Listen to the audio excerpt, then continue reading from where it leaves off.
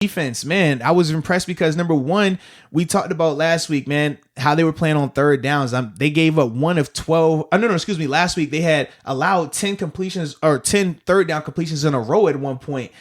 That was terrible. We talked about some of the things they were doing in terms of the off man-to-man coverage, in terms of not bumping, just playing and run coverage. But this week, they changed all that up, man. They were not exclusively playing man on third downs. They did a good job of, okay, we might play a little bit of man here, but then they're also going to sprinkle in some zone. And it confused Baker. That opening play where Baker throws the pick six, he initially thought it was cover two because initially that was the shell that they gave. You saw Minka on one side, Terrell on one side. Post snap, though, Minka goes back down to playing cover one. And once again, Edmonds, who they say he can't cover, he can't play in the middle of the field, was predominantly in the middle of the field, which allowed Edmonds to be down there in the hole like that. Pick six. Baker, he already had his mind made up because if it was cover two, that's the weak spot of the defense. You hit him right in the middle like that. Good job by, like I said, the coordinators, and good job by them being able to make that adjustment on the fly. Pick six.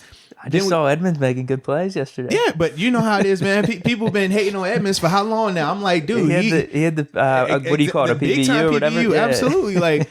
This wasn't his first game doing that. He's been doing that all season, but you know how it is. It's a narrative business, man. So if we say it doesn't feel the same until, all right, we got to see it on TV and Romo said it, or we got to see it on TV and this guy said, now we'll believe. Collinsworth said he's doing good. All right, he's doing good now. It's like, come on, bro. He's been playing like this all season, and he's been playing in the middle of the field too. Don't act like he ain't been back there. He's been playing back there, and he's doing a good job at it. But then, like I said, man, with the Steelers, in terms of their possession downs on defense, they didn't just play predominantly man. So they gave him that look there. But then the Mike Hilton interception was a cover three concept. I think of Sutton. No, excuse me. Yeah, Mike Sutton. Yeah, I mean, Cam Sutton. I'm tripping. Yeah. Cam Sutton was a cover three concept. So you just see the different guys in terms of what they were doing. And ultimately, it made Baker have to hold the ball more. And also, obviously, with Baker being a shorter quarterback, there were some times where somebody was coming open, but he just couldn't see either. And then from there, the rush was going absolutely crazy. I thought Bud and Tuitt in particular, man. Game. I thought Bud and Tuitt in particular did a phenomenal job of not just winning their matchup, but they were dominating their matchups at time. And they just never really gave Baker that chance to feel comfortable and get a groove going. I thought that was the biggest difference on defense, man. I said pressure and the turnovers that they were able to create.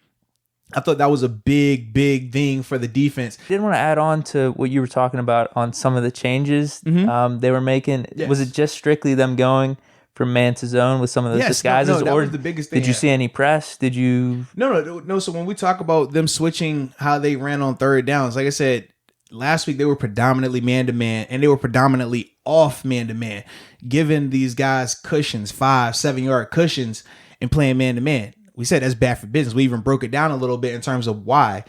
What they did this week, when they were getting on these third downs, number one, they were a lot more pressed up. So they weren't allowing, I mean, even they might listen to the show, dude.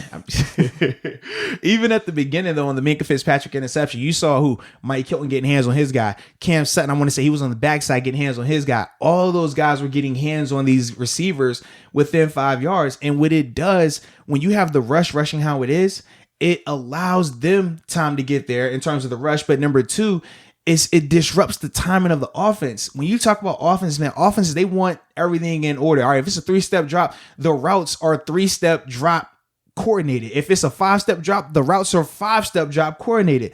When you're able to throw that timing off, now you make the quarterback have to go through and look at multiple progressions. Instead of them being able to go 1, 2, 3, now they might have to go 2, 3 or 3, 2, 1 because of, man, that guy got jammed up at the line.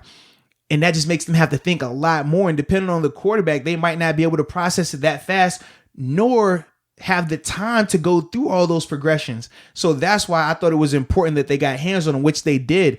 And then when they decided to play off, they didn't just play off man. They played off and they were like, okay, we're going to go cover 4 here. All right, we'll go off and we'll mix in some cover 3 here. We'll go off and we'll play cover 2 here. Joe Hayden had a beautiful, this would have been fourth, it was either third or fourth quarter. He had a big PBU on near sideline to where the Steelers were. It was a cover 2 concept, but he was playing off.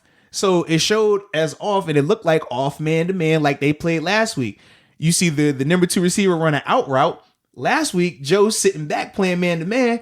You're going to be late on that. But this week, because it was cover 2 and he was trapping, he's breaking before the guy even comes out the route. And that's what gets him in position to make the play on the ball.